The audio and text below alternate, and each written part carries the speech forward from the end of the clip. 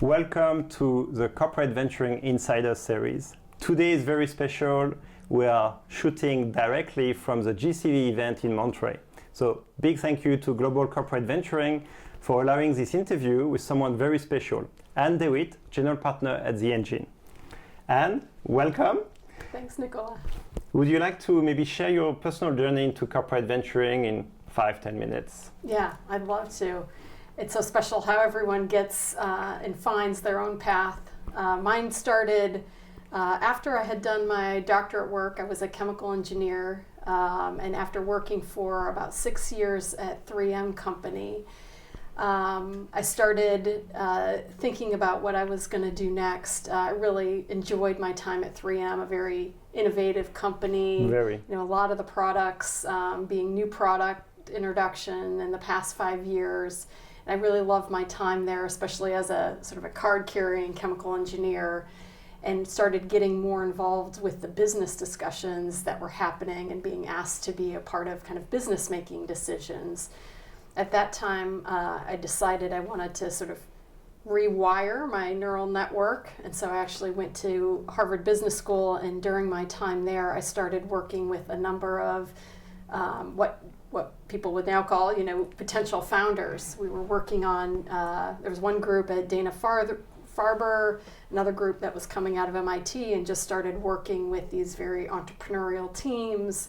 Even as a Harvard Business School student, I helped run the 100K, one of the tracks of the MIT 100K business plan competition, which I think many of the entrepreneurs may know, and then started thinking about what I was going to do then. It was around the 2009 timeframe, which is a very unusual time in the world with sort of the Lehman Brothers collapse and all the markets sort of falling thereafter, when I was coming out of HBS and had an invitation because this was a partner in a firm that I had pitched actually with my co-founders, and had an invitation to join the venture firm. At the time it was known as Flagship Ventures. It's now known as Flagship Pioneering, but a chance to come and work with the Flagship team.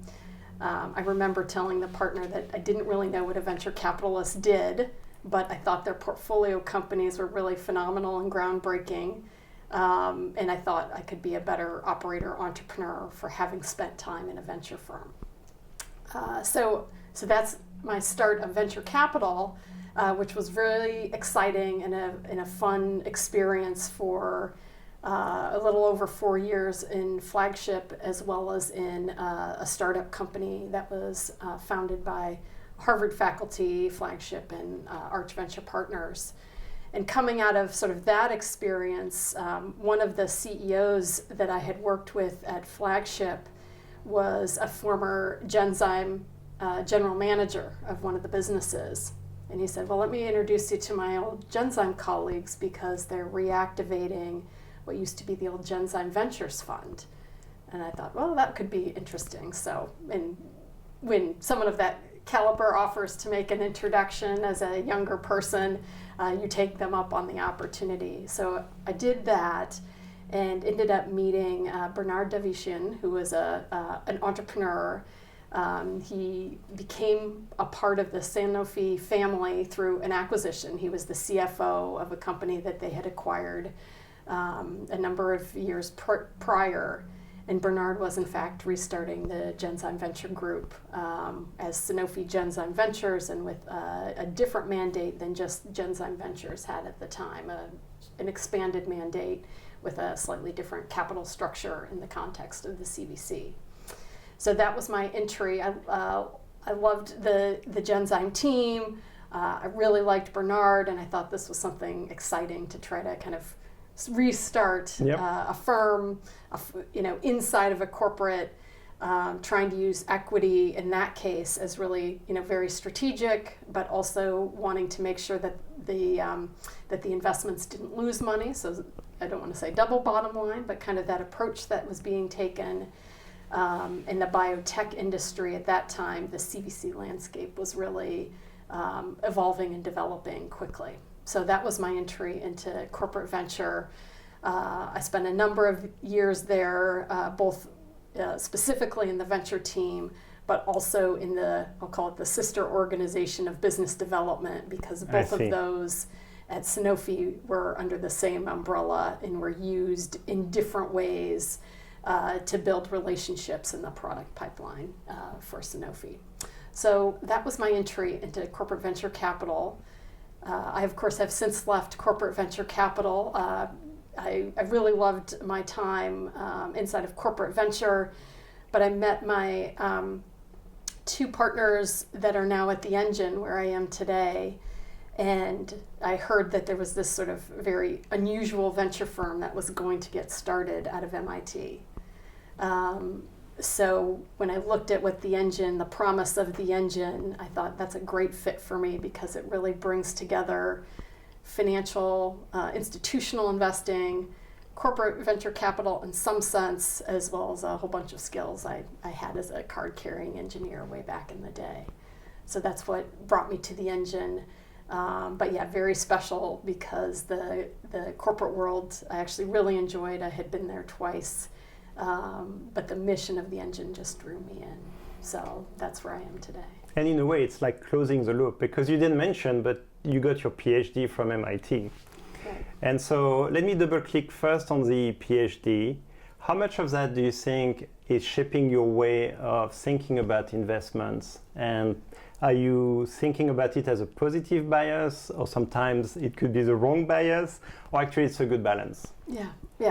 I think it all depends on how you bring your experience and understanding to the founders and the opportunity you're looking at in the moment. Sometimes you can bring some of those things and it's not quite the right lens you should be looking at, and other times it's exactly what you need. So I always try to say this, I don't think in my life, I probably will never regret having gone through the experience of the doctorate at MIT and sort of the knowledge that brings.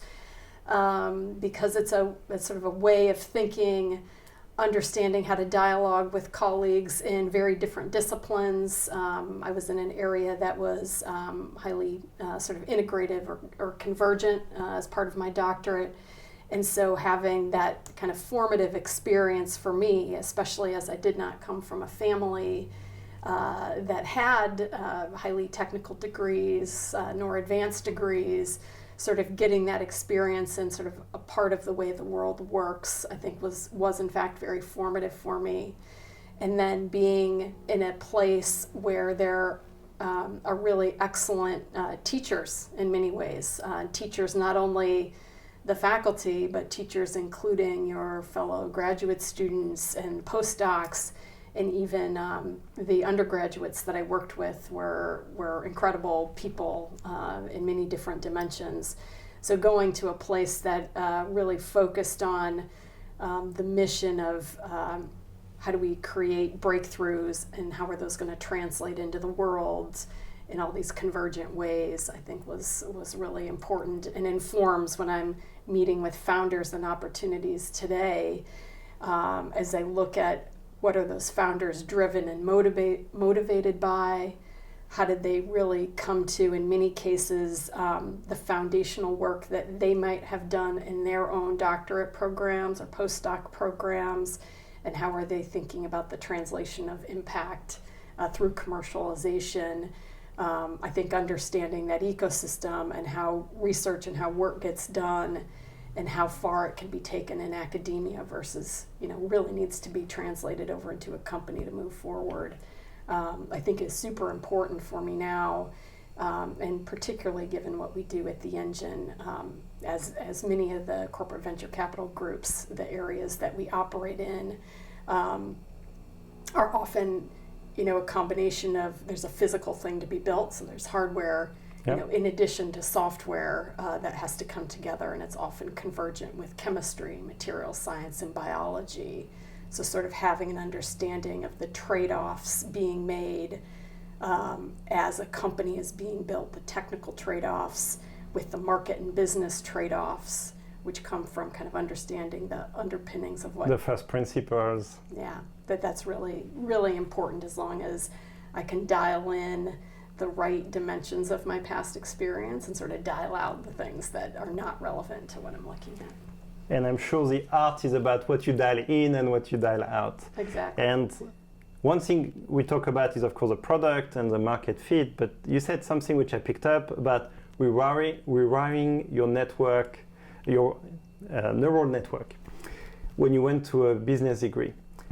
Can you tell us how much of that brought you this extra perspective which is helping you to identify which project is likely to be successful and which one is less likely? Yeah. That was the MBA was in fact a neural rewiring. I think oftentimes as a technical person in pursuing technical degrees, you're graded upon do you have hypothesis? Can you show data? Give me the evidence that what you've done, is in fact true. And yes. It's very evidence-based.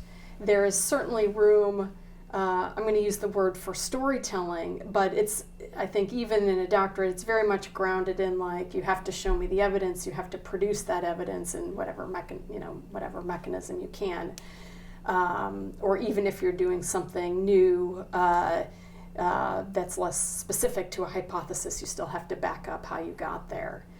I think in the world of business, and especially in earlier stages, there's a real art to storytelling, and part of that is why are we doing something? Yep. What is the goal? What's the thing that we want the world to change to look like this?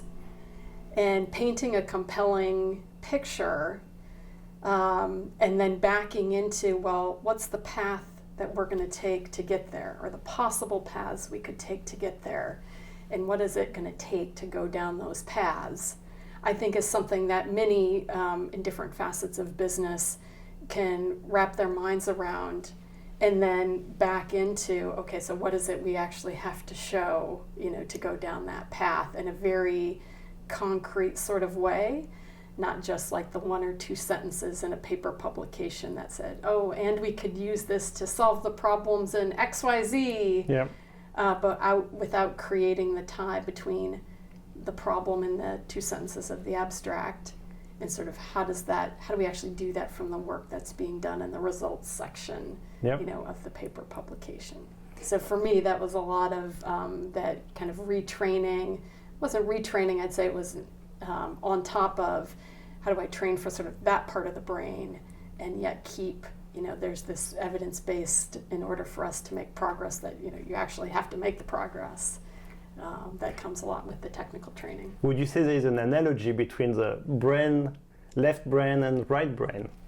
Yeah, for sure. Yeah, that's exactly it, Nicolas. Very nice. So I'll be asking a question about the engine and how you are supporting entrepreneurs who are building this future to be. But before that, one thing that's also interesting about your journey is you started with a financial VC, which is giving you a discipline which is probably different from some of the corporate VC, how they start. Can you share what was the key learnings and maybe some examples about what you learned from being in a financial VC that was then useful for a corporate VC?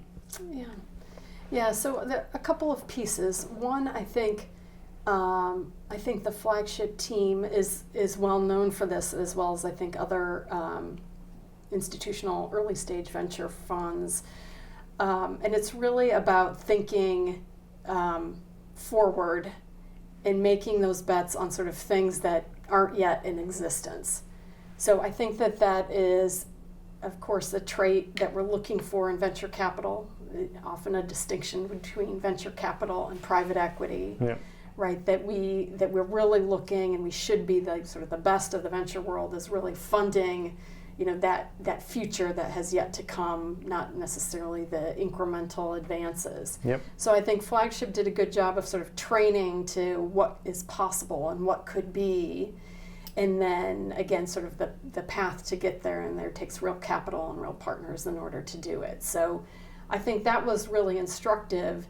And depending on the corporate venture group, understanding where, from a corporate perspective, what the role is of venture capital inside of that corporate.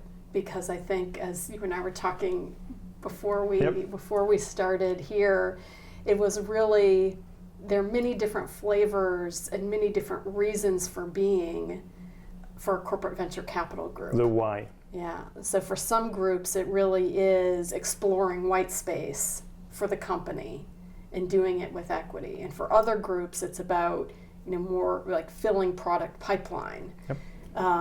For others, it can be only a subset of strategic initiatives that the company is looking for, or it could be related to a company's digital transformation. So they're using equity as a tool.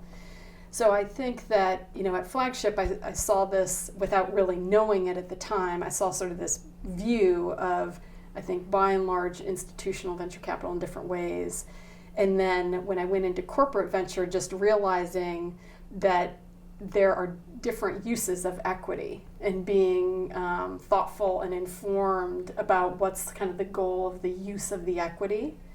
And I also think that being clear with founders or executive teams about why you're interested in their company is also very instructive to having good matches between the investor syndicate, and the company, so that as much as we can maintain alignment for the rapid progress and momentum of the company. So I'd say that was probably one of the biggest things that I didn't really know until I stepped away from Flagship and into corporate venture capital, but that I definitely took away from that experience. Very nice. Let me double click on the use of equity. Can you share more about what you think is so powerful about using equity versus other means? Yeah. For a corporate venture capital group? Yes, but also financial VCs. Clearly this is a main means, but why is it so powerful? Yeah, so, as we know, like equity is, ownership in the company and in the enterprise. So fiduciarily, as well as you are tied to the success of that company. So from a company standpoint, it is very meaningful, who are your owners, because that speaks into governance and the strategic decision making of the company. So you're really getting into a very, deep relationship with a company, with its founders and with its executive team. So that's, I think, great, but it certainly comes with like a lot of responsibility and recognition of that relationship. So I think it's interesting that kind of the use of equity in the sense of building a relationship with a company, from my point of view, I think is absolutely true. So even for corporate venture groups who may use equity as like an early BD tool, so to speak, there's often some pushback that, well, it doesn't actually put something in our pipeline because all we've done is take ownership. But I think that the relationship that's been started and the relationship that continues unless you move off that cap table is there and can be dialed up and down as deep as one wants.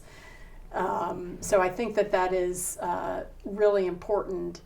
I think some of the other elements, depending on the industry that the corporate venture group is working with, I think different industries are at different sort of places in understanding how they can use equity effectively as an innovation tool for the industry. So, there's some industries right now where I'd say that there's corporate venture groups that have gotten started, but most don't have it. Many are thinking about it, and right now I see that the development of those venture groups, more through more players of the industry, my guess is will help accelerate the innovation coming into that industry. And I'd say that sort of based on a couple of my own experience. I'd say the one that I would point to is sort of within the biotech industry. Back in the day, it used to be that no one would look for, and very few of the big pharma had CVC groups.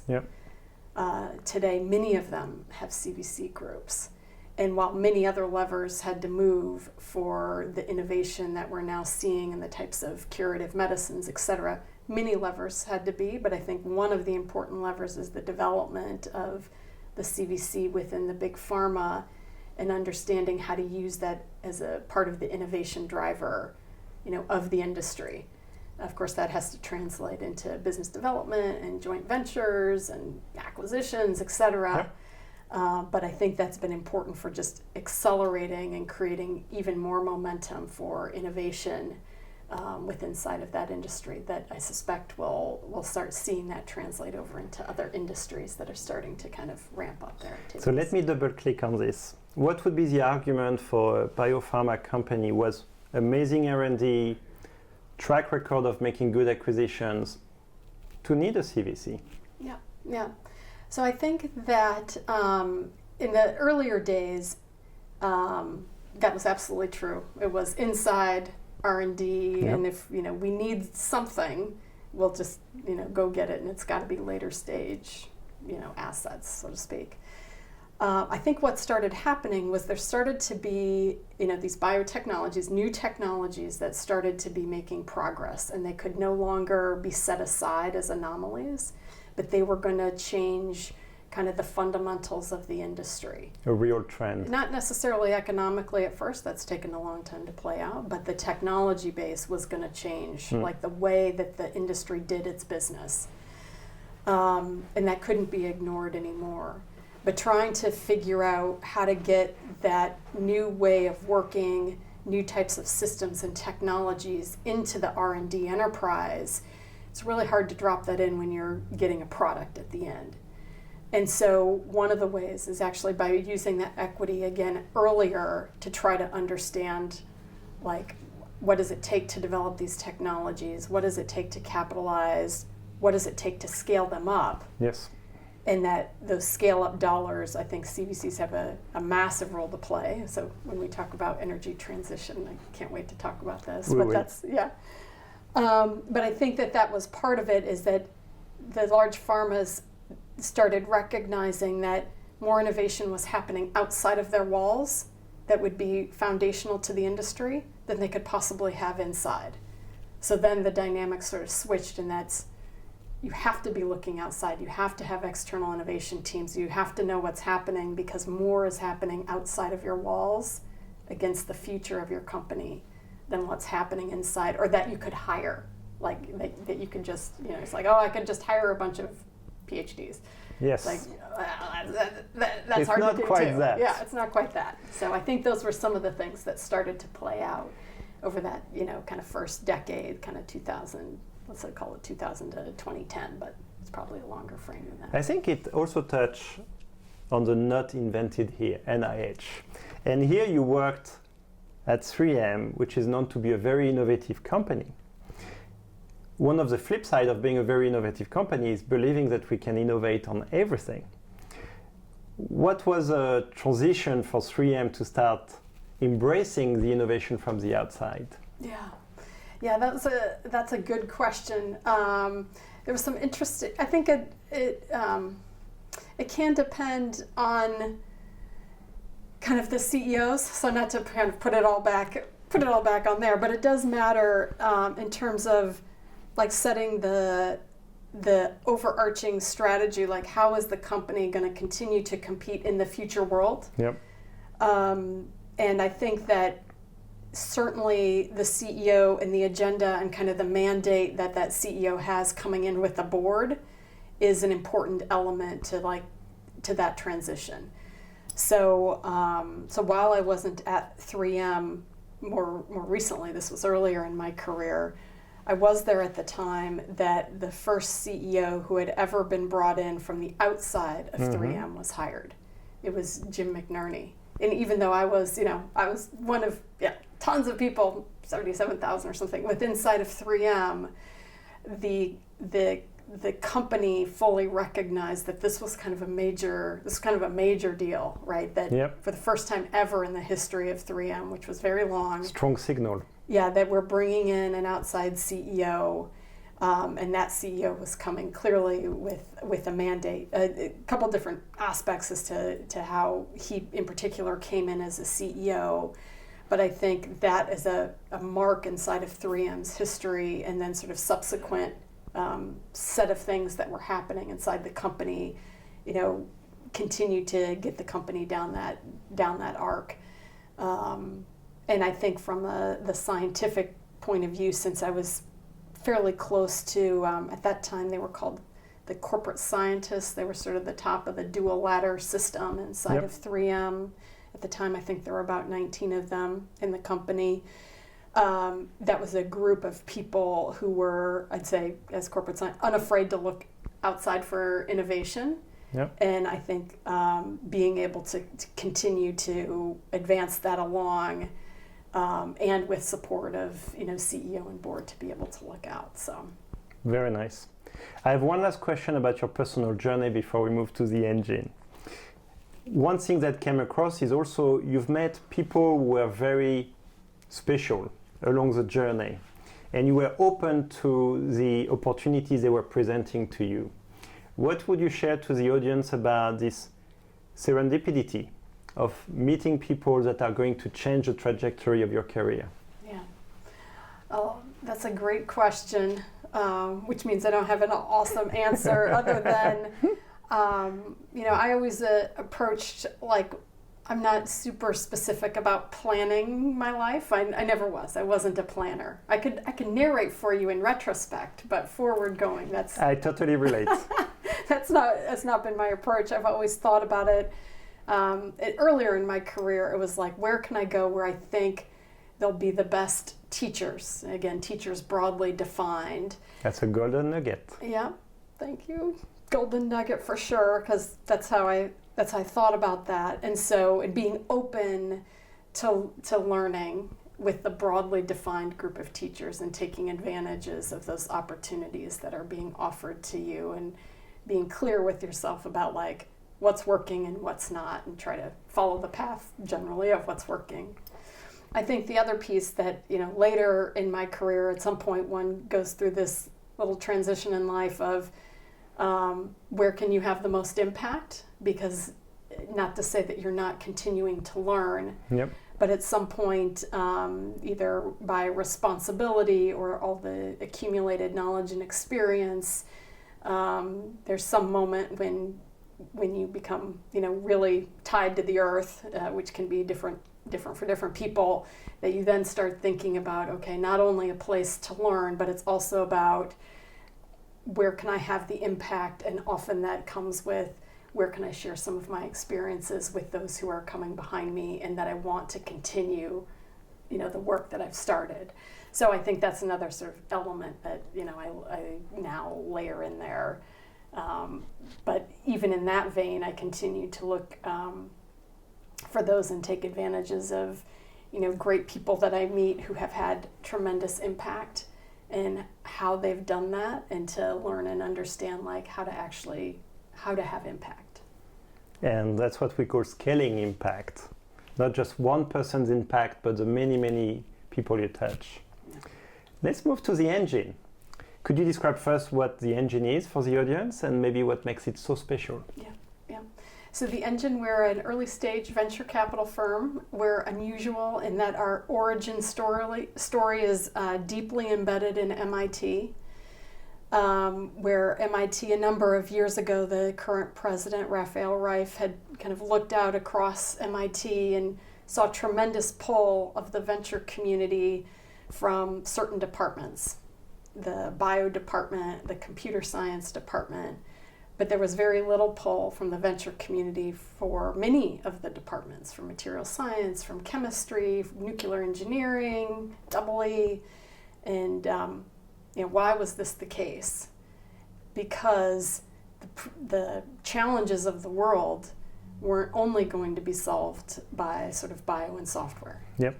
So how does MIT, given their mission, how might MIT influence this? So that was really the experiment of the Engine, was designing this new kind of approach to venture capital to try to accelerate the formation of foundational companies in these areas where they weren't really being formed at the same rate. We refer to that as tough tech. Yes. So the Engine, we have a mission that was entrusted to us by MIT, and our mission is to grow the tough tech ecosystem.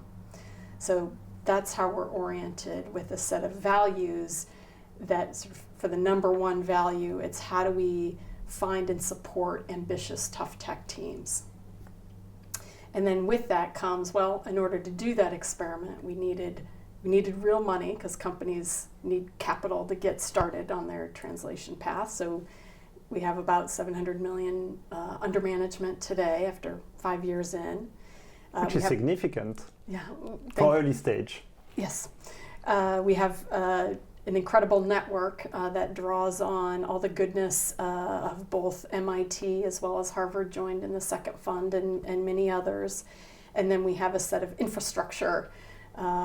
Pretty shortly we'll have about 300,000 square feet to help these types of convergent teams get started quickly. So in some pockets of the world, there's like the lab centrals, which run shared bio labs. There's some others in Greentown labs that are really clean tech, which is awesome. That doesn't satisfy everybody's needs, so that hence the reason for we're in the business of infrastructure because we're in the business of tough tech companies. So those are kind of the three pillars or the ingredients to get the engine experiment started.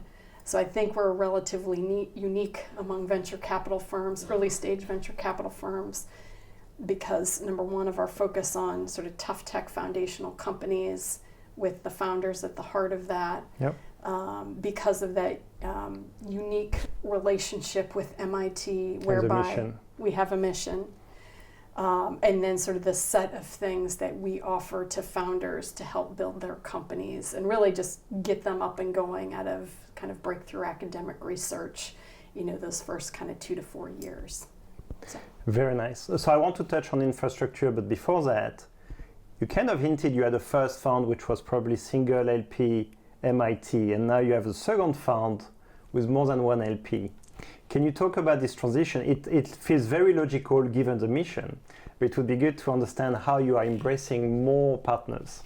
Yeah, very good.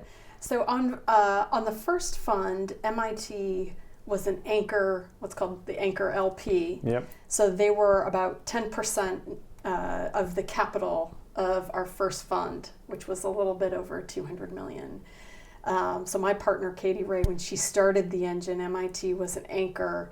And with that, she, as well as in collaboration with MIT, went out and raised the other kind of 90% from other LPs. So even out of the gate, even though we have this deep relationship with MIT, we went and did the work to attract additional capital in an LP base from the start. That includes other academic institutions and large family offices who run, many of them run operating businesses, ports and pulp and paper mills. So they kind of knew what we were doing in terms of these types of companies that we were going to be focused on. So that was a tremendous starting block, and then us having to show progress against that mission and against building the fund and the investments. And then, as you pointed out, Nicolas, then as we moved to Fund 2, we learned a lot in Fund 1, but plus or minus, we thought we did a pretty good job of outlining the investment strategy of Fund 1. And so, for the most part, that was carried for Fund 2. I see. And in Fund 2, a little bit of upsizing, given the types of investments that we do, so a little over 300 million. And then really focused on how do we draw in additional capital partners, such as the World Bank's IFC, Harvard, and others, to sort of expand in, I think, a thoughtful way, who would be great LPs and aligned with sort of the mission and the work of the funds of the engine. So that was kind of that work that we did around Fund 2, and then sort of focusing on putting a follow-on fund on top of Fund 1 and Fund 2 is sort of where we are today. And then starting to think about, now that we have 44 companies across the two funds, starting to think about what's the right way to approach the third fund. All right, so we are talking about a third fund. Very nice. You mentioned investment strategy and that it carries over Fund 2. Some people talk about investment thesis. How do you see the two and how do they differ? Yeah, So one thing, one piece that we try to be relatively clear about is we want to make sure as a firm that we remain open to what is to come. Nice. So it's good for certain sort of stages and categories of investors to be thesis driven. Like, here's the problem that I think needs to be solved. Can I find technologies, et cetera, to go solve that problem? I think that's important, and it's good work being done. The other approach is like, while we know some of sort of the problems we have in this world, we are open to finding and hearing about problems that we hadn't thought of before. So pretty much on a weekly basis, I hear a problem, like the size and scale of a problem that like I hadn't thought about before. And so many of them we know, but many of them I continue to be surprised when either faculty describe what they're working on and why, or the postdocs, PhD students, or those out of industry. So I think we like to make sure that we are being open, and so not everything would we have a thesis about or only work in the vein of here's the problem, can I find teams and technologies to solve it? But being open to hearing about problems that we hadn't really realized and solutions that founders and teams may be bringing forward against that problem.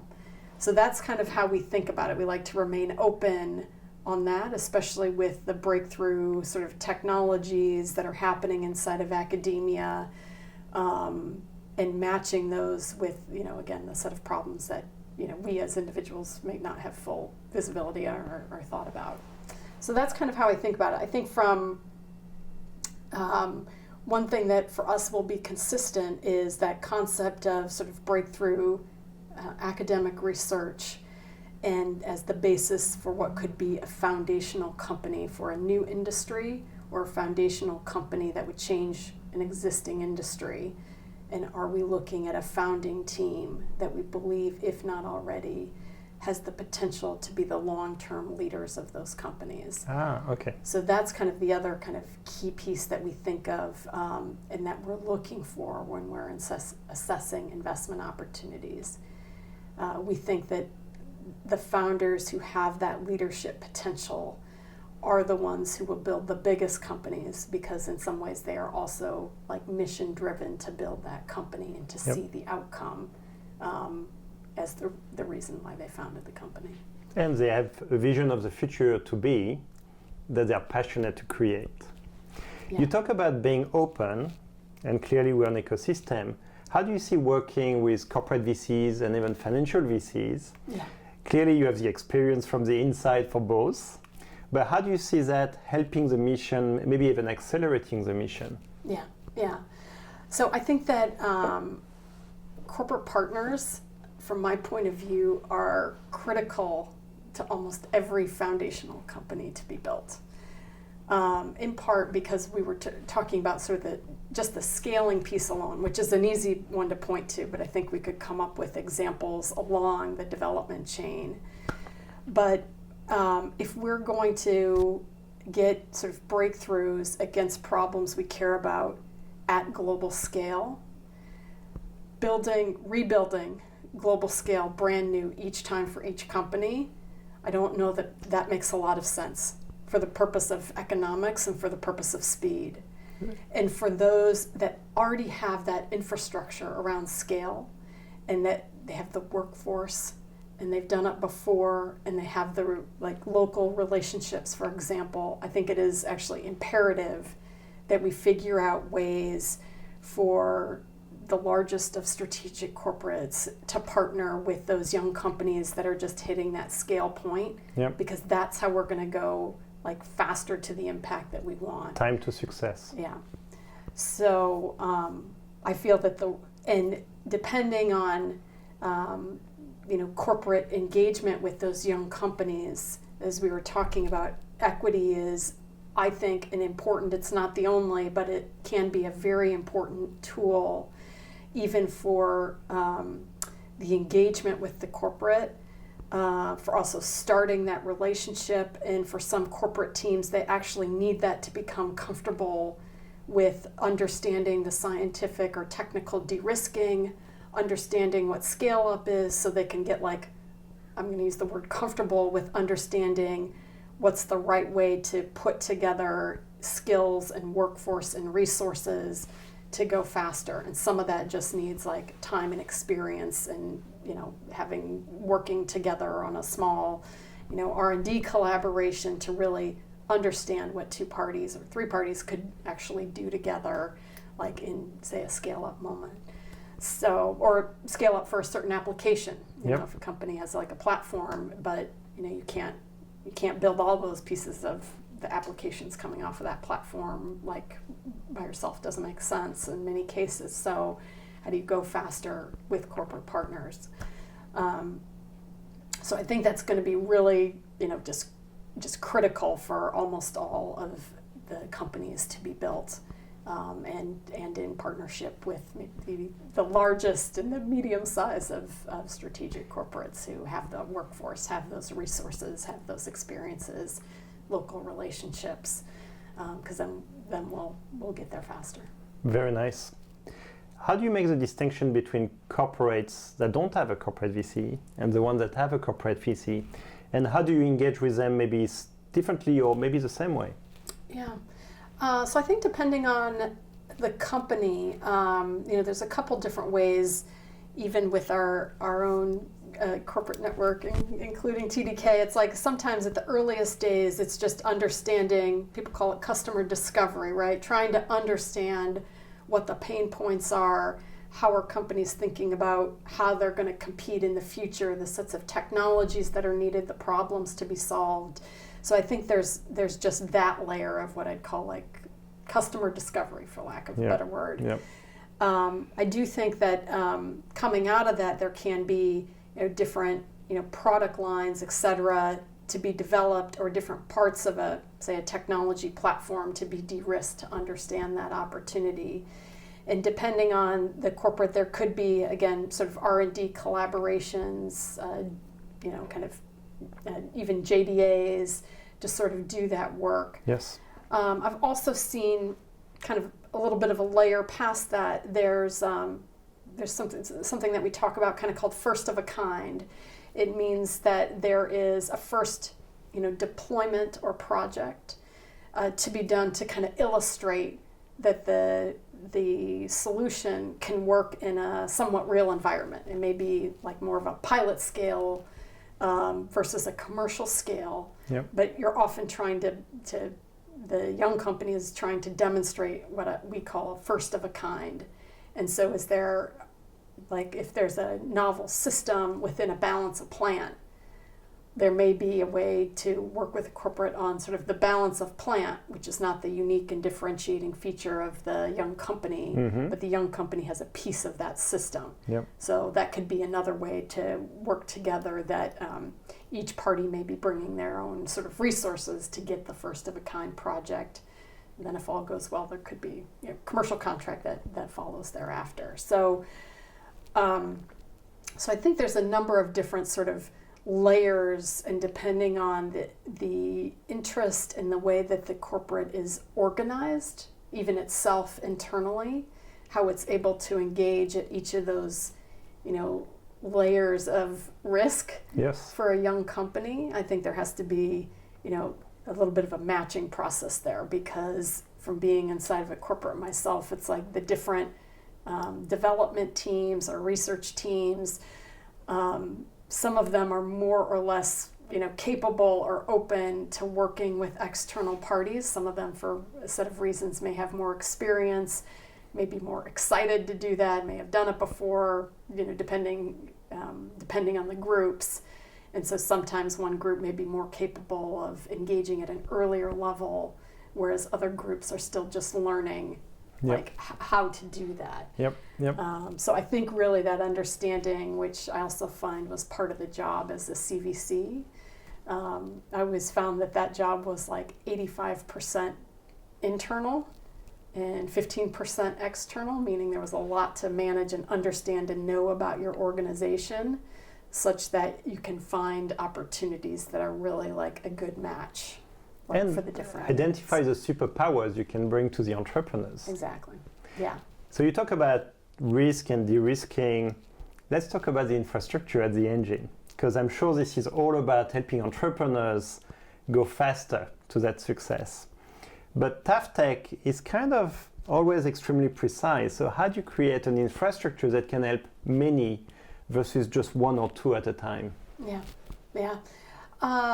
So we try to think about it like kind of like Lab Central in the bio world.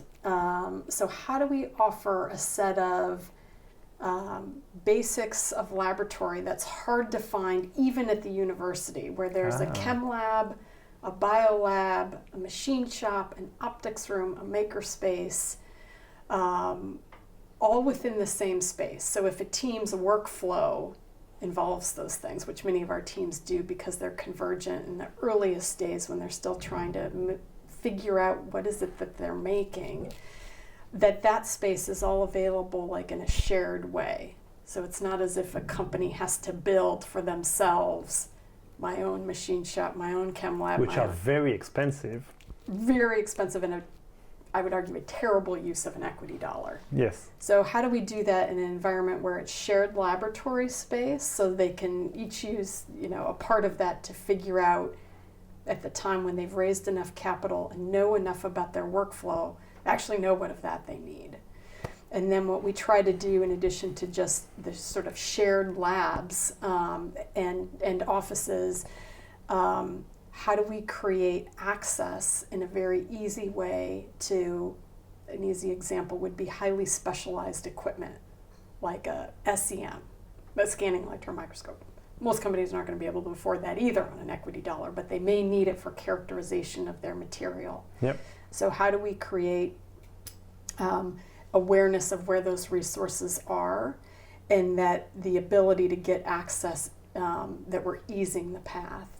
So we've put in place a number of master services agreements with university systems, for example, such that teams can put work orders under those. But finding and understanding who to talk to about access and getting the training isn't going to take 4 months to figure out, because we've already done the work to sort of map that out. Yep.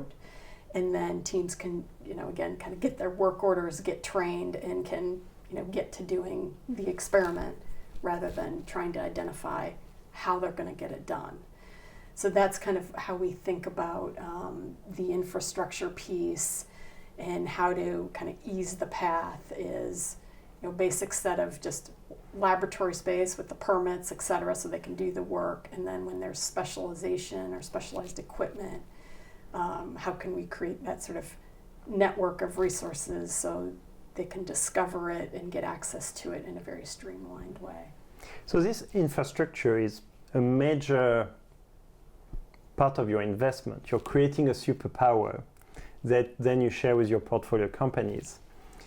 Is there potentially a bias when you decide to invest in the next startup where you're thinking, wait, this one is not going to leverage our infrastructure, versus one where you're like, wow, this is perfect, they can leverage all our infrastructure? Oh, interesting. It never even occurred to me to make an investment decision on that realm.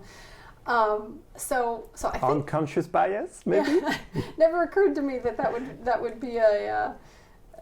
So we think about the investment opportunities are exactly that. So the way we think about the infrastructure is, it's not a requirement for any company. It's if it makes sense for them, we have it available. Yeah. But even our team that runs the space, their job is not around the space.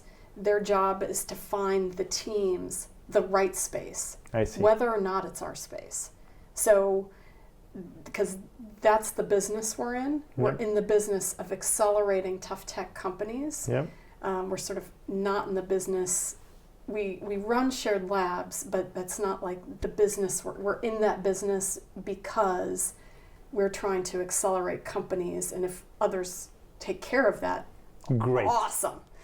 But you want to jump in where others are not. Where it's helping. not there yet. Yes. Yeah, and especially with the type of workflow that I was describing in space. it's even challenging. University environments are generally one of the only places you can find that type of a machine shop, a chem lab, and a bio lab, and an optics room are often not together for young companies unless they're still inside the university where they may have done the work. Let's talk about maybe another bias, which may come from the fact that we're talking about physical space, physical labs, physical equipment. Is there potentially a preference to only invest in companies that are geographically close so they can take benefit, and of course being intimate with the investors? Yeah. Nicolas, you know this. We are very Boston-centric, Boston region investor. So I think probably maybe 5 of the companies are outside of the Boston region out of 44. So, but that was part of, that's where we are today. Going forward, I think that will shift. But part of the original kind of experiment, if you will, of the engine was these pillars I described, but it was creating that tough tech founder community in addition, because if that community has like a critical mass and they know one another and they can share sort of resources and knowledge and experience, that they will kind of all go faster in a community that is willing to like give back to one another their knowledge and experience. So that was part of sort of less explicitly stated about the engine, but clearly a part of, can we get this experiment to work? And given those ingredients, we thought we needed to do that in a very geographically local way, just to see if we could get the proof points around the experiment. With that said, we do have the companies that are outside the region, and so we run some programming for kind of proto founders that encompasses it's actually the United States as well as outside, to help build that founder community. And so we're working on trying to figure out how do we continue to scale the engine and sort of what we can do for tough tech founders beyond the region. But the first 5 years, as you point out, we were very geographically local to see if we could kind of figure out the mix of ingredients to make the experiment successful. I like the scaling the engine, but I also like the way you frame everything as an experiment. You're trying things to see if it's going to work, and if it works, then you can double down and then grow the experiments. I think the questions maybe is, how could corporate VCs help accelerate these experiments? If the audience are listening, how do you wish them to reach out, and what for? Yeah. So number 1, yes, reach out. And number 2, if there's something, I would say the problem set that either as a CVC or for the corporate parent that you're trying to solve for, I would be very interested in hearing. And is there something we have in the engine's background that we think could help address that today? Or is there something we could kind of design together to help address that? So that's kind of how I think about it. We've tried a number of sort of aspects. We hold a summit each year to try to bring this tough tech ecosystem together. People come from kind of around the world to join. There's a heavy sort of slice of participants from the strategic corporate world. And so that's one way that we try to engage with the corporate community. We also run like a business development day with many corporates, sort of as a way to not only our own portfolio companies, but beyond the engine's portfolio, both come to the summit and have come to BD Day. So really ecosystem building. So we've done a few things that I think are trying to build those relationships with the corporates to the tough tech kind of founder community and companies, but always open to hearing more about what people are thinking about. Very nice. Let's move to a topic that's very important, and I know it's important to you, energy transformation. And I feel this is a a space where we should be patient and impatient. Patient capital, giving the time for entrepreneurs to really succeed, but there is a sense of urgency. Yeah. How do you see our mission to accelerate energy transformation? Yeah. This one, I agree. The patiently impatient is exactly what I would describe. I think there's a couple different pieces. One that I'm seeing is, this is clearly a domain from my perspective for many of the technologies that could be advanced against this, where the scale of the corporate it's absolutely going to be needed. And so figuring out how to get that work either started in parallel, if there are pieces of de-risking that could be done with the corporate, because many of these, the risk is also going to come actually in the scaling itself. Yep. And so how do we de-risk that maybe a bit more in parallel than we would typically serially? So I think there's a couple of very interesting examples of this, and also for where there makes sense, if there are corporates who are willing to be more sort of aggressive in engaging with innovation, those first-of-a-kind projects, like we're absolutely going to need them, and those first-of-a-kind projects are going to need really rock-solid partners with the right type of project.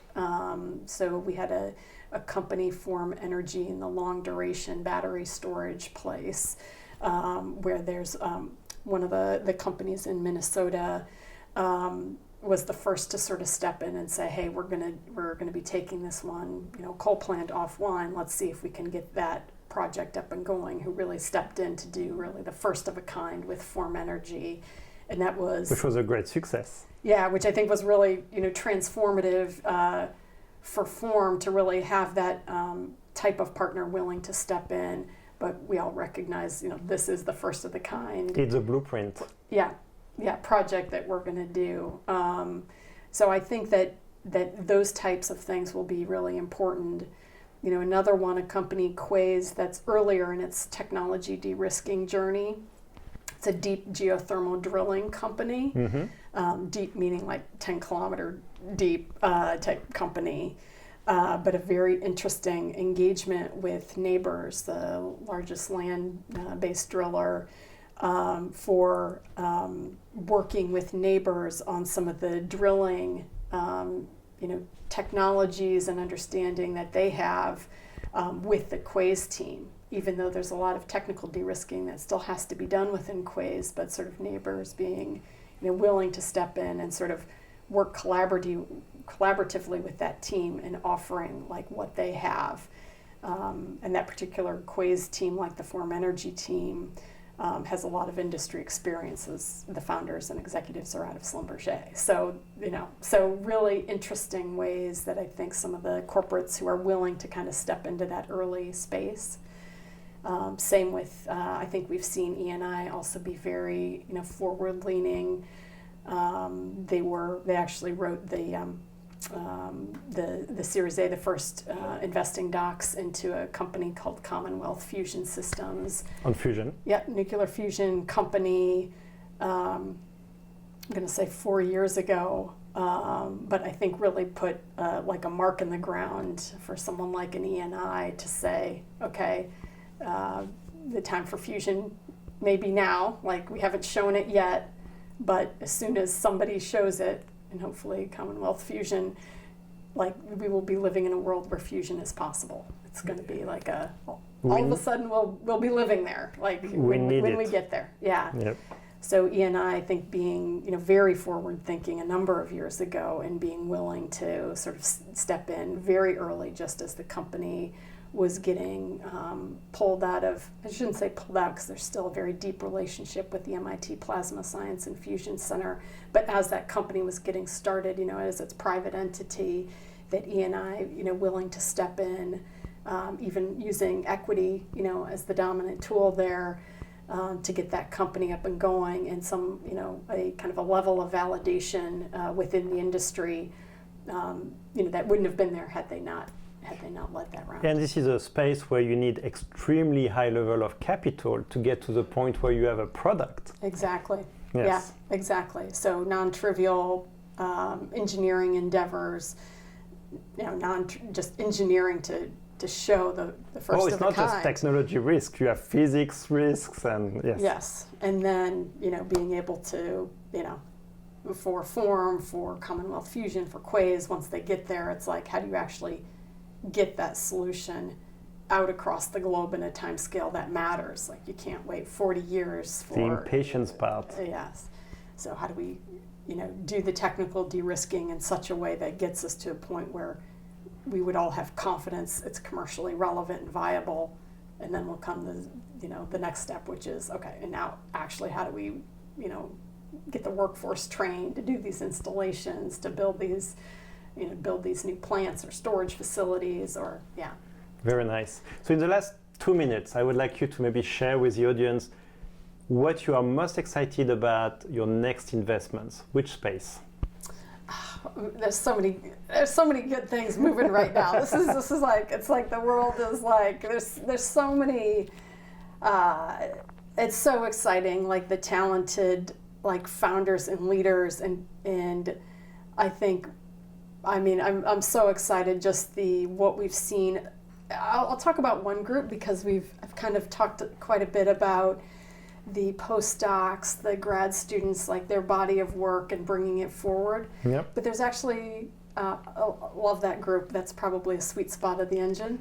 But there is another group that I'd love to talk about.